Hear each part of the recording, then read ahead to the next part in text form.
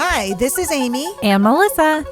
We are a couple of retired Texas teachers who are CALTs, Certified Academic Language Therapists.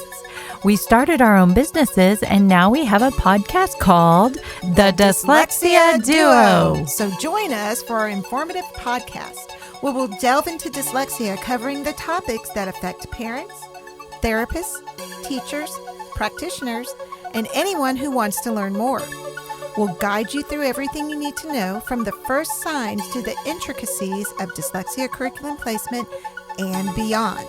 This season, we will cover the referral process, what to expect when your child or student is dyslexic, the generational impacts of dyslexia, and how to support those affected. Come join us!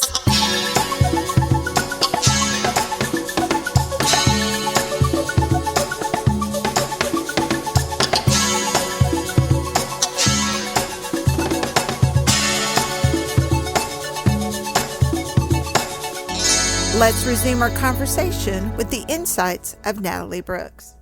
Okay, so I think too, another thing that has come up a lot, I'm thinking about my students who have grown up and now they're ready to go on to college. And another thing that has come up often is they don't know how to do that transition. So sometimes we've had difficulty getting their accommodations up to the college level where the college will accept it. And we've also had guests on who talked about the accommodations, what needed to be done. But since you've got that market in the UK and we never know where our people in the United States are going to go, what if they want to go to the UK and learn there? What are some of the things that you guys do to help kids get into that level of study? Getting into university? Yes. Or Yes. Yeah. To be honest, like my experience is more with kind of workplace. So I think one of the things that I have seen, kind of a common question that, your kids are going from school to university, their next question often ends up being, well, what's the right job for me? Or if they're going to university, they're kind of career planning and thinking, well, what do I want to do? And then often the question of like, what is the most dyslexic friendly job comes up a lot. Right. And I think what I feel is that the kind of perspective of a dyslexic friendly job doesn't really exist, because it doesn't matter what job you're in, you're going to be bombarded with emails, you're going to be kind of probably sat in meetings and, or, whatever. The working memory challenges kind of follow you wherever you are. And there's very few jobs that have kind of no writing or reading kind of requirements or little. That's quite unusual. So I think the key for me is not about outrunning your dyslexia, but trying to really think about how can you kind of find the right environment for your dyslexia to shine. So if you want to be a lawyer, I don't think there's any reason why you can't. If you want to do a kind of a very complicated science program and things like that, there's no reason that you can't. But you've got to think about the environment. Are they kind of particularly fast paced? Is detail the most important thing? And how can you find a role and a kind of place in your industry where they value ideas and they give you the opportunity to really get depth on a subject rather than having to learn something new kind of every few months? So my kind of message to people when they're asking that question of, what do I do with my next stage of my life and where do I start that career piece, is how can you think about what makes something dyslexic friendly to you? What have you learned through education? And how can you build that into the right company for you? So that's kind of always been my message on that. And, all of our dyslexics exist on a spectrum, and they're going to have their strengths and weaknesses, just like all of us with dyslexia or not will have. And I have a friend of mine who's actually a teacher who is dyslexic. And one of the things that he's discovered in his job course is the use of AI to type up maybe some presentations, maybe some reports that he's sending home to parents. So how is technology supporting, maybe like AI or C-reader pens or any of those? How is that helping our dyslexics? Yeah, I think AI is really, like I said, where people come to me is the more complex end of managing dyslexia. It's not as kind of simple as like, I can't read my emails, but it's more like I've got 100 emails to read and I can't read them Yeah. in 30 seconds.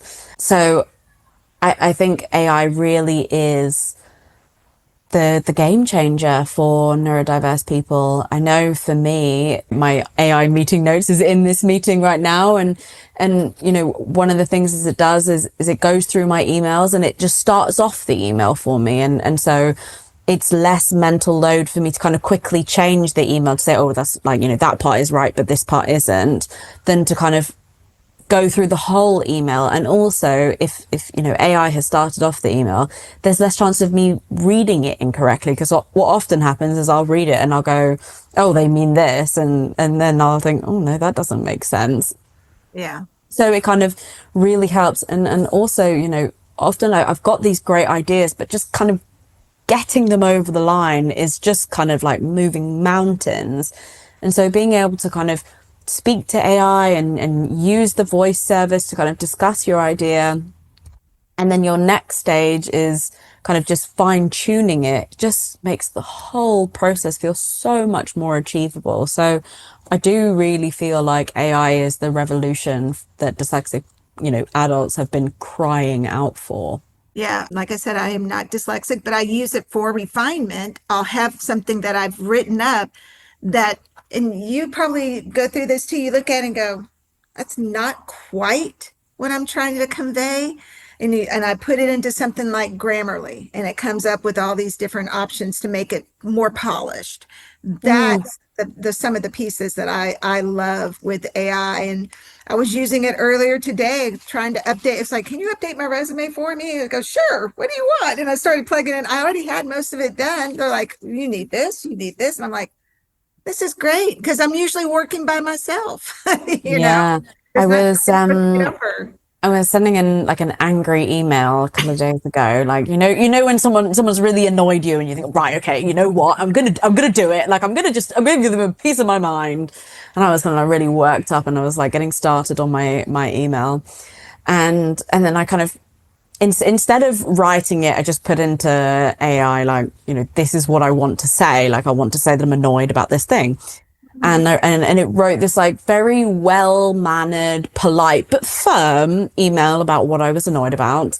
And, I would have spent probably well over an hour fussing and like, analyzing. And I was like, yeah, I would have been harsher because I'm annoyed, but that's probably a better email. Copy, paste, send.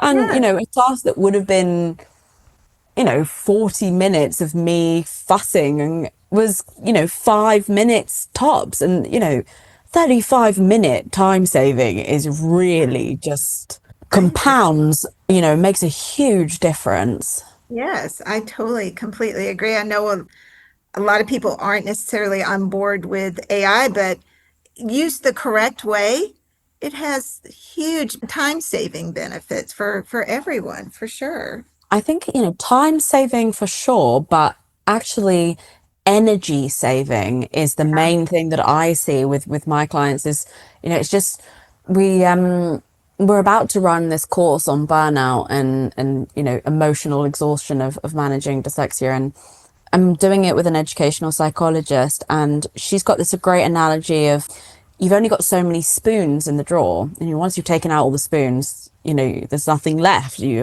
can't use a fork to eat soup. And her analogy is, as neurodiverse people, we have less spoons in the drawer to start with, but then things take more spoons from us to do something.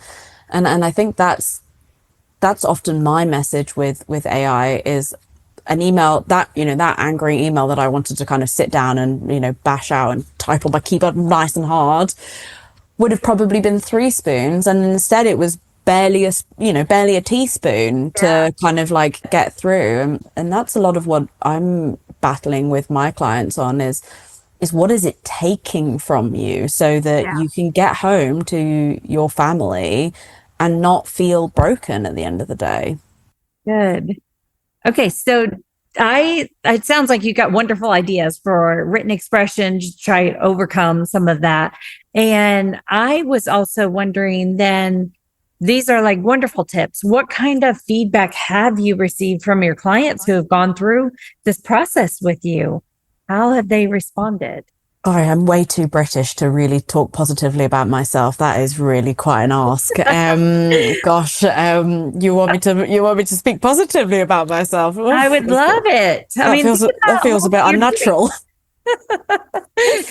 I think I honestly feel like I really change people's lives. Like I truly have been told and believe that the true weight of what someone is carrying around as a neurodiverse person, we are often lying to ourselves about what it is taking for us to get through the day, to manage the challenges.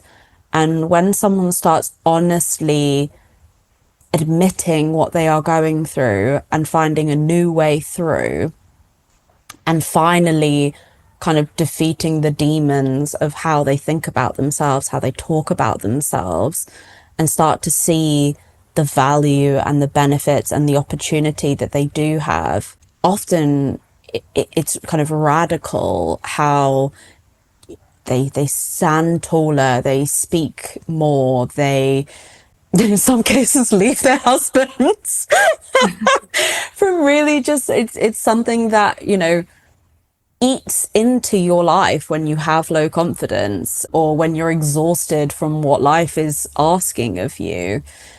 It really is kind of a 360 transformation that can be achieved. And I think what often my challenge is to my community is asking them to be honest about the truth of what is going on. You know, because people will be like, oh, well, I make the odd spelling mistake in messages, but like, that's fine. I'm like, okay, well, I don't really believe that that's what's going on. And then you kind of dig a little bit deeper, and then, you know, it takes about 5 minutes and they're crying about the fact they never achieved their career goals. And, you know, oh, you're like, there, I told you. So I think, you know, it's a very personal problem that people with neurodiversity in adulthood are struggling with. They often will never have had a real and truthful conversation about what it has taken from them and what they are dealing with. And when that changes, it really is radical. From my perspective, it means more to me that you've walked that walk before. So yeah, you are doing everything with the neurodivergence yourself, even to this day.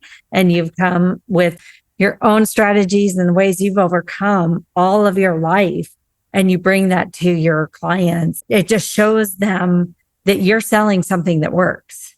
Yeah, I mean, listen, I'm not promising a magic pill, like, and I'm very upfront with that, because the first person in the queue to take the magic pill is me, and you know, I've not yet received my magic pill, so I'm confident it doesn't exist. So, you know, I'm very clear that the goal is not perfect. The goal is consistency, and the goal is confidence, and the goal is self-worth.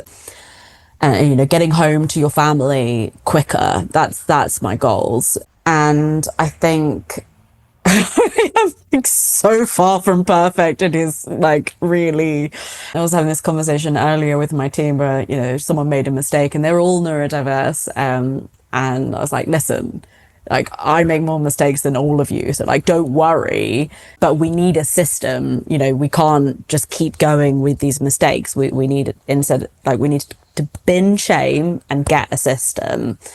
I very much lived and breathed corporate life with neurodiversity, and now I live and breathe running a small business with neurodiversity. So, you know, I know the challenges, not just because I'm working with my clients every day, but because I am experiencing them. And I think my kind of feeling is that if we can kind of get to that neutral standpoint that I mentioned at the very beginning of like, you know what, I do make mistakes and that's fine. Like that's okay. But I'm living my dream. Like I'm living my goals and I'm achieving the things I want to do. And that's actually what we're trying to achieve here, not never sending a mistake in an email. And you'd never catch me like, you know, bullying myself like I used to. So I think, yeah, it's certainly a journey, but I'm kind of proud of where I'm at on that road. And it's not a destination. It's certainly a journey that I'm just a couple of steps ahead of people on. I like that you had mentioned that you feel like you're not bullying yourself anymore. I can slightly relate. I have had a lot of medical issues that it caused me to have some problems just managing working memory like I used to be able to. A lot of things that have gone on, and I can relate to what you're talking about. And I had to go through a lot of coaching myself with a therapist to try to help me build my confidence back up, because to just be slammed into a change in the way your brain functions to this now is pretty alarming. So to hear you say you're not bullying yourself anymore, I feel like I'm finally getting to that place. You're right. It's an uphill battle. You're just constantly trying to reiterate to yourself that. Yeah. And I think, what I see is that, you've got lack of understanding of dyslexia, and whether or not that's because you're not diagnosed or you've never really been explained dyslexia or whatever it is that has led to replacing bad working memory, bad processing speed, poor executive functions, whatever it is, to I'm stupid, I'm lazy, I'm slow, I'm useless, I'm incapable. And we've kind of taken something from a challenge to a kind of an insult.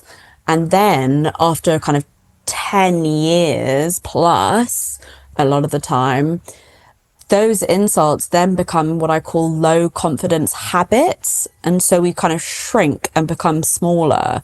And then you're not only just trying to change someone's confidence, you're unpicking habits of decades of being small and trying to kind of like shunt someone out of these grooves that they found themselves in, of not advocating for themselves, working weekends and thinking that that's fine, and trying to kind of do all of that can be so difficult, where we've got the 20,000 extra criticisms, the lack of knowledge and the lack of systems, the low confidence, the habits that have formed. It does just become so much more complicated when you become an adult and you've got all these layers. And that's why what everyone else is working on with children is so important, that we don't have this next wave of people coming with these problems. Yeah. Do you have places there in the UK where people can go to get support? Of course, going to you is going to be a really great support system. Do they have anything place else, like in the colleges or universities, or do they have anything in public schools that support people? It's getting better for sure. Like there is special education departments, and kind of it's becoming more of a requirement rather than something that is just occasionally is there. It's definitely getting better. And like I said, the UK really is a global leader in this. It's just that isn't a big achievement comparative to, where everyone else is at. So I think, we're leading the way and things are getting better. There's obviously just right now, the biggest problem is the number of people who want to access that support versus the number of people who are providing it. That's kind of our biggest problem. We've got a lot of the good basics right, but if you've got kind of 100 people for one person to see, then, even if you have the systems, you essentially don't, because how can people access it? Right. The ADHD wait list for the NHS is thought to be 5 years long. So at what point do you just say, well, we don't have access to ADHD care on the NHS? Wow. We'll be right back after a word from our sponsors. Hi, this is Melissa with Kids First Dyslexia Services. I am excited to share with you my private practice. Kids First Dyslexia Services is a private practice that specializes in dyslexia therapy. Each one-on-one session focuses on instruction specific to your child's needs in a nurturing environment that develops self-esteem, builds confidence, and fosters a sense of accomplishment, resulting in happier kids with higher levels of achievement. We provide a professional, personalized experience, always putting the child first. We value the relationships with both our students and parents because strengthening skills and overcoming hurdles to achieve desired goals and success is a team effort. For more information, please visit www.kidsfirstdyslexia.com. That is www.kidsfirstdyslexia.com. Hi, this is Amy Rodenroth, and as part of the Dyslexia Duo podcast team and owner of Discovery Dyslexia Services, I want to talk to you about my business. Our COUT-trained team offers expert virtual or in-person therapy located in Prosper, Texas, using proven dyslexia curricula like Take Flight, Build, MTA, Alphabetic Phonics, and Reading by Design. We also provide crucial independent evaluations and advocacy services. Don't wait. Empower your child today. Visit www.discovereed.com to learn more. That again is www.discoveread.com. Discovereed, covering all your dyslexia needs. Let's return to the show. So thinking back through your present career that you have supporting adults with dyslexia, what is your favorite success story? I'm sure you have clients that come back to you and tell you about how you've helped them. What's your favorite? The favorites are just the ones at the moment. Like you just kind of the ones where you watch the twinkle in their eye when something clicks and you just think, oh my God, you've got it. Like you're like everything's coming, like the change is going to happen. I think that's what I love is like watching, they're kind of fighting you on like, oh, but my boss won't allow this and I can't do this and this won't work. And then like session 3, they're like, oh, I tried it and it worked. And I'm like, oh, did it now? And, someone saying, I thought about it and I thought that is one of my dyslexias. It's just those like little moments you catch someone get just, it never stops being an amazing privilege to help people and to watch someone change and grow. I mean, I do have a few clients that I kind of like, whenever I'm thinking about my marketing or they're my like, okay, I know I'm speaking to the Lucys of the world, where I think confidence is really my like key thing that I love working on and does feel like so foundational to creating change. That when there's kind of those clicked moments, I think that does feel really nice. That's probably there's kind of some standouts. Like I said, the woman who left her husband was a bit of a shocker. So certainly it's a very special place, coaching, and the kind of the transformations that people achieve, and the messages you get years later of what you've helped people achieve is really special. And I think my thing is that I felt when I started Dyslexia in Adults is that I wasn't achieving my potential. I was at risk of losing like my ability to kind of do what I knew I was capable of. And when I can help someone feel like they have achieved their potential, that for me is what really it's all about. Yeah, for sure. It's kind of, Melissa and I go through the same thing with our students, that we catch them at a younger age for sure, but we see them grow and mature and boost their self-confidence. We experience the same type of thing. So when working with clients, do you ever do like consultations with their friends or maybe family members or anything like that, and how they can support their loved one or the person in their life with dyslexia? No, we predominantly focus on work just because the ROI of that, our programs aren't cheap. And so if someone can kind of transform their career, they can quickly make the money back that they may have invested in themselves. And so the focus is a lot more work kind of relevant. I have done a lot of sessions with people's bosses to kind of help the boss understand what it is that they are kind of trying to ask for or trying to get, or and you know, our approach with the systems and strategies is like, let's make it achievable, like let's make it reachable, like that it doesn't have to be really onerous and difficult.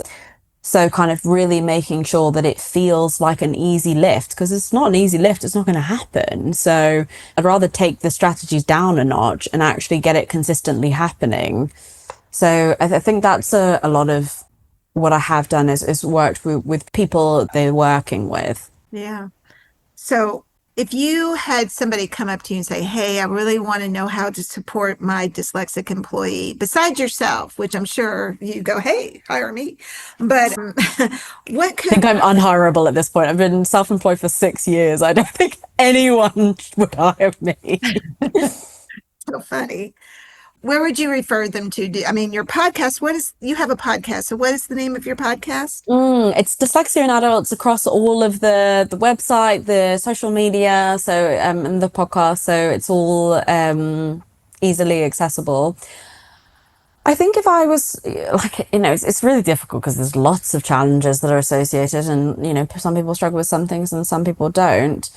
I think the kind of number one thing is that if you can have kindness to someone, that really just makes a huge amount of difference. Like, and the thing with kindness is that it kind of touches all areas.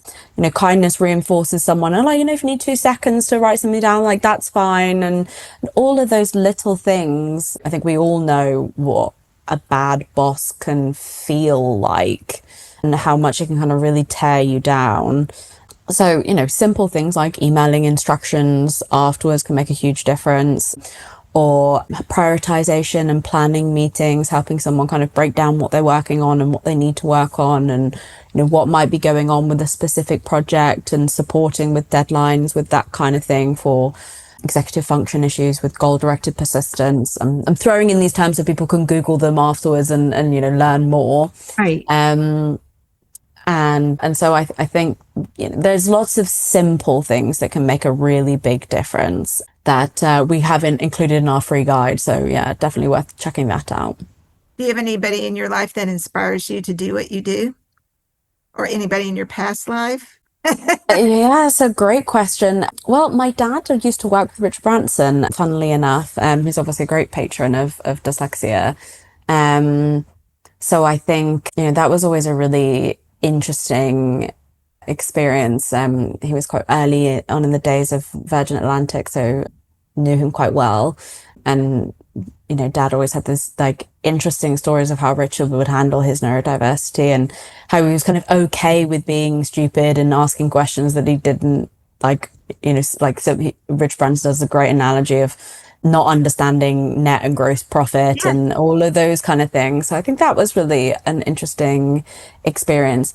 I think, to be honest, the people who pushed me the most, like most neurodiverse people, is like the people who told me I couldn't. They're the people that kind of really light a fire under me. I've got a little plan in a few months' time to write a letter to a few of the people that were quite rude to me as teachers. They're still working in my school. And I've got to gonna write them a letter and just be like, just to let you know, like, I created this because of what you said to me. And a few bosses that were really like just nasty. One that said, are you lazy or are you stupid, or maybe both? He was the one that like really pushed me over the line to start this. So yeah, I've got a plan in a few months' time to kind of write them letters. Almost a thank you note. Thank you for pushing me. That's what I'm going to do, is like, just to let you know, you said this to me this many years ago. I still remember. And this is, you know, what I've now achieved because of comments like this, which is a little twisted, but I can't help myself. I'm here for it. Yes. Well, my compassionate heart feels so bad for you. Like, I just want to be like, you know, yelling at them on your behalf too. And that's why I push so hard for my students when they're young. I don't want them to ever have to go through feeling that way. But it sounds to me like some of this is inevitable. They're going to constantly have struggles throughout their lives in different ways. Yeah, and I think that's where you've got to get to that neutral standpoint. Like, yeah, if you want me to be the person who checks your work, like that's not me. Like, that's not who I am. If you want great ideas, amazing kind of ways of connecting with people and explaining things, I can do that. Like, that's really easy for me. But if you want, a real detailed eye, like don't ask me. So, I've kind of like hired very strategically for people to kind of take on those roles within my company. So, and I don't feel awkward about it. It's like, no, like, don't get Natalie to check that. Like, you get someone else to do it. I could do a design check. I can't do has that link been set up correctly check. And, I just don't have any shame anymore. Like, there's things that will take a lot for me to do. Like, it will take a lot of spoons, but I can do, and just require a lot of strategies, and that's fine. And then there's things that I can do really well and I find really easy, and that's cool too. And it's just neutral. That's what I think is really important for me. This has been eye-opening and so inspiring. I'm so thankful that we were able to get you on this podcast. Oh, thank you. So looking forward to having our audience hear you and your wisdom. Okay, so for the last question, I really want to ask you in my British accent, but Amy is like, don't use your British accent. Oh, Americans are so bad at English accents. Oh, no. Don't do it. Good to You can do it. I don't have high hopes for you. I already can tell you. She doesn't want, she says no. She says, I'm not good at any accent. I think you've got to do it. I didn't say any. Your pirate accent's really funny. My pirate accent. Okay. If you had one wish that you could grant to our students, what would it be and why? That is probably one of the best English accents I've heard from an American. It's not good, but it's a lot better than the rest. Don't forget, it's not good. What she's heard. Because most people go the kind of Dick Van Dyke, like, cool, blimey, like, I'm English. And it's like, oh no, what are you doing? And at least you went for the kind of like, oh, I'm Mary Poppins and I'm kind of an austere nanny who will never smile. Which, like, I was here for the approach. Well, I'm really good about listening to intonation. That's my superpower. Like, I hear a lot of different intonations in people's voices. Well, my boyfriend is South African, so my accent has been really kind of like taken on a wild journey. So I don't know if you've been trying to kind of copy mine, then that's not the winning. I might have a bit of yours and a bit of somebody else's. Who knows? Yeah, no, I think also you didn't have a great kind of, like, both of us were like, oh God, it's going to be bad. So we really didn't have a hope in hell. That's true. I think I'm quite good at accents. I'm like tempted to answer back in an accent, but it could be offensive. Yeah, you could answer in a Texas accent.